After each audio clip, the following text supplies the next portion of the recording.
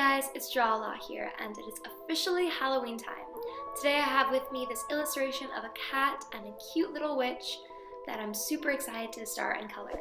Before we begin though, I would really appreciate it if you guys can subscribe and leave a like because it'll really help out my channel. Thank you guys! Alright, getting started, we are going to begin with the line art. I feel like in a lot of my later videos, I've been doing this sketch off camera, and then I'll start filming once I do the line art and the coloring.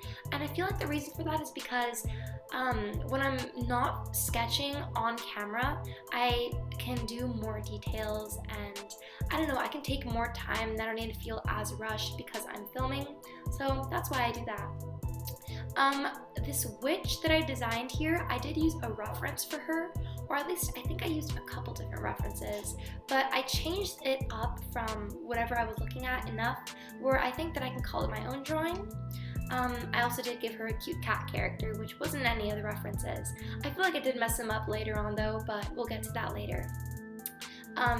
You'll see that I tried to make her fun and cutesy, which was at least my approach on it. I feel that when it comes to Halloween, you can take two different routes. It can either be like spooky and scary, or you can make it like fun and cutesy and give it the whole dress up vibe or aesthetic I went for, because that's the one I prefer.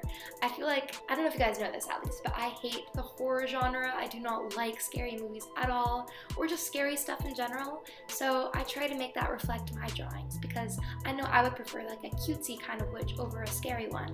So that's the vibe I went for. And you'll see now that I'm putting in the colors, I try to make that reflect that as well. So I chose really bright colors like pinks and greens and purples, and I really like the look it gave her. And it's kind of funny because now that I'm thinking about it, pink and green is like the color palette for Winifred Sanderson in Hocus Pocus. I'll pop in a picture of her here so you can see. But now that I think about it, at least once I do the face and the hair, I feel that the end result looks more like Danny, who's also from that movie. You guys let me know what you think. I feel like this character is almost a combination between the two, which is kind of funny since they're from the same movie. But yeah, so I'm just going in and shading that. I do like to keep the colors somewhat coherent, meaning like keep them in like the same family or at least like the same saturations, but then give it some contrast. There's like a bunch of things that go through the head of like an artist when they're coloring.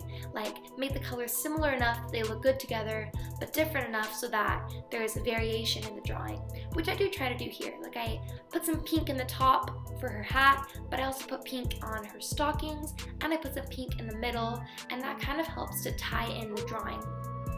But then there's also pops of color like the green for her jacket and the purple of her skirt. So yeah, just some stuff to think about, I guess. Okay, so now we're moving on to the skin tone, and I have a lot of skin tone colors, but I think I chose a more pinky undertone for her because I think it went better with the colors I chose. Before I ever do a drawing, I like to test out the colors on a separate sheet of paper to see how they'll look together.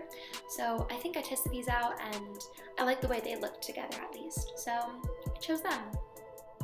Okay, so now we're doing some shading, and of course we're going to add the blush, which is one of my favorite parts of the character. I don't know why, but I feel like when a character has a good rosy flush in their cheeks, it gives them a more lively feeling.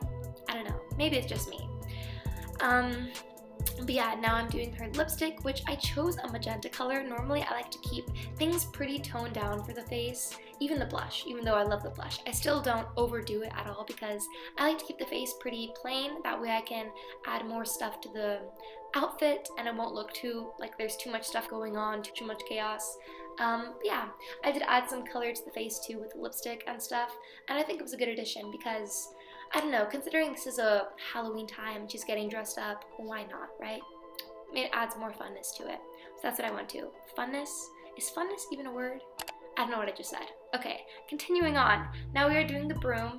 I did not look up any references for how brooms look, so I kind of just went with the flow when I shaded it. I just shaded a little bit on the top and the bottom and some of the lines, and you know what, when I look at it, I think it's a broom.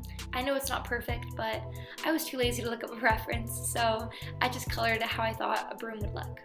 Okay, now we're doing the cat, and I'm so upset about this part because I feel like I didn't do him justice. I don't know, I don't like the way I colored the cat at all. It just doesn't look great. I don't know. I think it was supposed to be a black cat, but then I thought if I do the cat completely black, then you won't be able to see like the legs and stuff. And this is the finished product. I hope you guys enjoy. I really did try to do my best in this. And you know what? Even looking back, the cat's not that bad. I feel like he's okay. So yeah, thank you guys so much for watching my video. I really hope you guys enjoyed it, and have a happy Halloween. Bye!